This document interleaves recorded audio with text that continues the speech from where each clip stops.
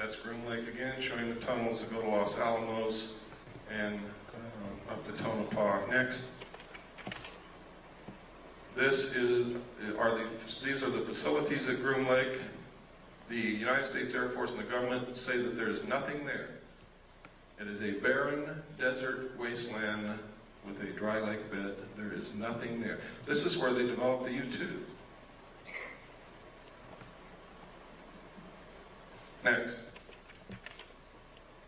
It's another view of the same thing. Next. Here's another view. Same. Another view. Another view. Another view. I guess by now you all know there's something there. The runway is over 30,000 feet long. That's 6 miles. It's really closer to 7 miles from the people that I've talked to. This is a satellite,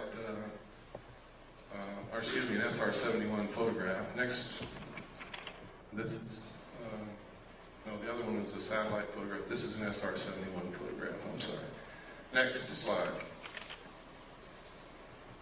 And this is what we've been able to identify as being there. The runway was built in 4 phases. They have a TACAN, which is a tactical navigation tower, navigational aids, access road, refueling ramp, tank farm. Tank farm is fuel tanks. Pipeline, road, housing, MiG haven. They have one of every kind of MiG that was ever built here. Power lines, water supply. This is a National Security Agency, CIA satellite intercepting dish antenna. Next. This is one of the underground tunnels. We found a publication to look for something called Project RAND, which turned out to be a deep underground symposium hosted by the RAND Corporation and attended by some of the biggest defense contractors in the country. And in it were these photographs. Next. The date of this symposium in this publication was 1959. Next. Next. Look at that drill bit, ladies and gentlemen. In this, they said they had the technology to drill a tunnel 45 feet in diameter at the rate of 5 feet per hour.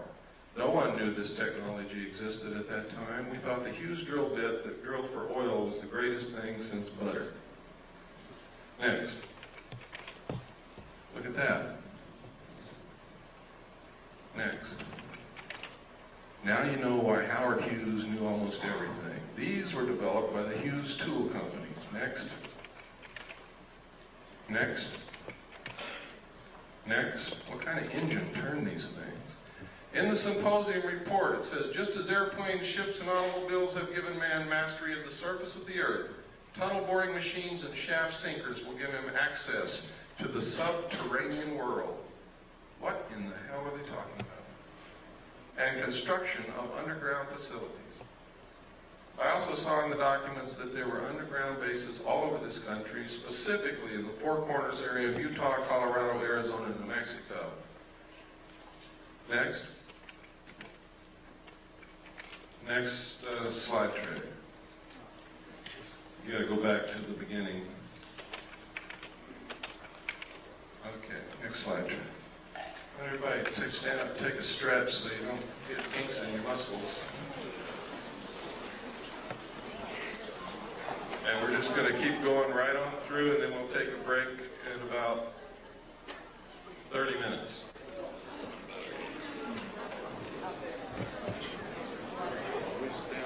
Totally wrong, and you need to help us find out what the truth is. I don't pretend to know all the truth. I think I have some of the answers. I think I have reached some pretty good conclusions, but again, those are my conclusions, not yours.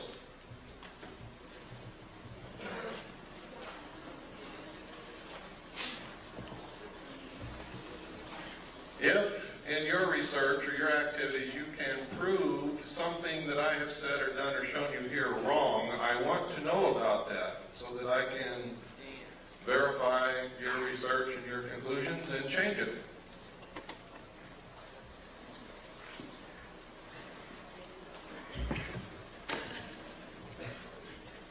Just go ahead and put the first slide on.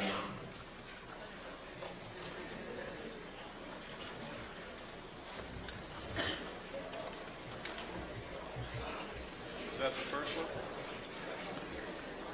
That's backwards. Backwards? I think so. Is it first? Okay, go back to 0. Oh, go back to 1. Is that 1? Okay, go to 1. That's the last one. Okay. Should be number 2.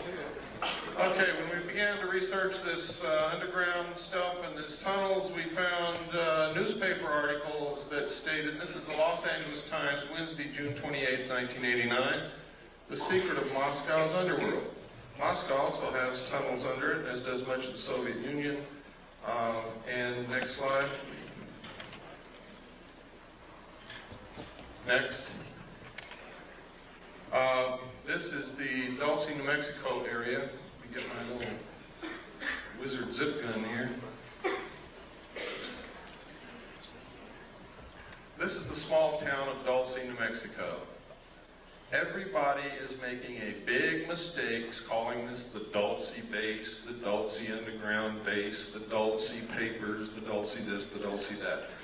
It causes confusion. I don't know how many people have gone to Dulce, New Mexico, walked all day around that little town, and have come back and said, there's nothing in Dulce, New Mexico.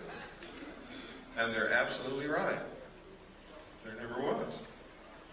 Except some very nice people who are terrified. North of Dulce, however, there is an area called the Archuleta Mesa, up here. Under this mesa is an underground installation of immense proportions.